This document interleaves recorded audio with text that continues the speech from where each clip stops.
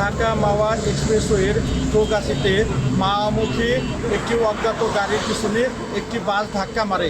ফলে ঘটনাস্থলেই একজন নিহত হয়, বেশ কয়েকজন আহত হয়। আহতদের উদ্ধার করে শ্রীনগর ফায়ার উপজেলা স্বাস্থ্য কমপ্লেক্সে প্রেরণ করে। বর্তমানে যান চলাচল স্বাভাবিক আছে।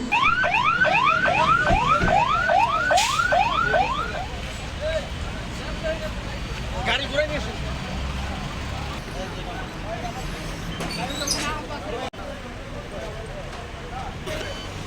ওখানে একটা লাশ পড়েছে ওইখানে